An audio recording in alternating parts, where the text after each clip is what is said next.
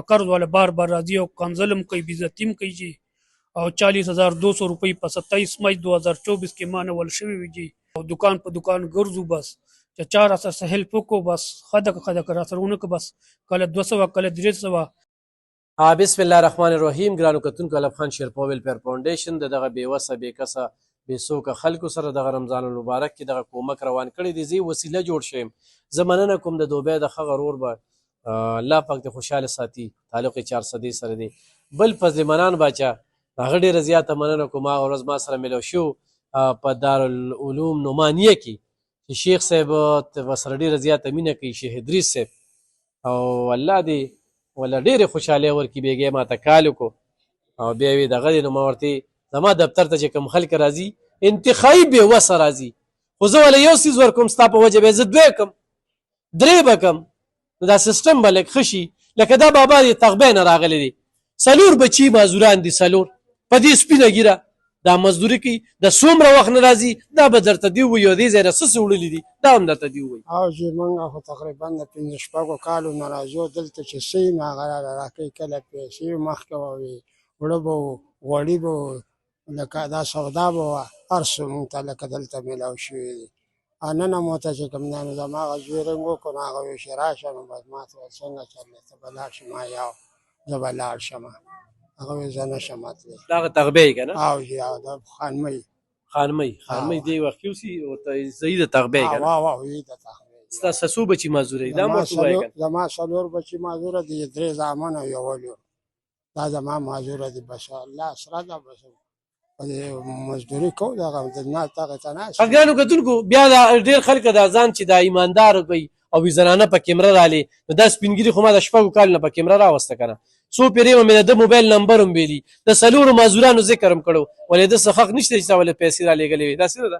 او جي بالکل خو چې چا رالېږلی وي نو تاسو مفتي نه ګورئ، تاسو څه ګورئ؟ دلته چې کوم دی میلاوېږي نو بس راځو په دې وجه او بس سودا والا ده.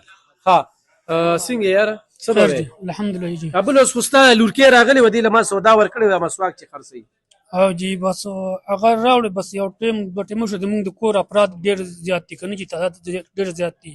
8 بچي مې دي، یو مورکۍ دی، یو زیم، خو د کور ټول بوج زما په سر دی، د بجلي بیل او سویګیز بیل ټوله خرچه غم خادي هر څه وغیره وغیره جی. او د کور مشر زه یم که نه جي. څو لوریانې دي؟ 15 لوریانې دي او 3 مې نارینه بچي دي. په هغه کې مشرې هلک چې کوم 13 کالو دی هم په سترګو معذوره دي پیدایشي.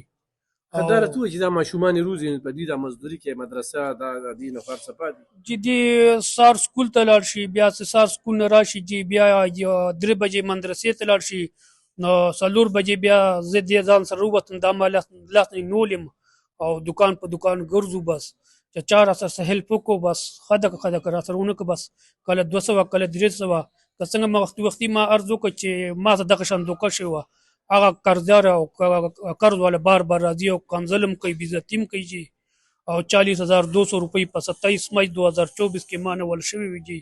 او باقاعده راته ویلي مو چې تاسو نه موږ یو ویډیو هم کړی دا، باقاعده ما ته چې تا نیاز محمد نوم دی، زوی محمد نوم دی، دغه شیرپا اوډه محله کوچانو کې اوسېږي وایي. انعام درلودلی او جی او دا پراډیان د دې پراډیانو نه ځان وساتئ. دلته چې موږ د چا نمبر ورکړو نو هغوی ته کال وکړي نو څه وایي ورته یاره پیسې در راغلي، امداد در راغلی، فارم دروته د دې پراډیانو نه هغوی مړي نه ماف کوي. ښه سړي ته به کټ باندې پروت وي او د هغې نه به پیسې لي واله ځه. ښه بچي د دې کې څه تا سره؟ دا 4 دي. اچار بل چې سودا وړې وه نو پلار ته دې ویلي بیا که نه؟ مور ته مې ویلي. خوشحاله وې؟ ښه شابه واله شابه ځه. ښه تاسو چې د کوم ځای نه یې؟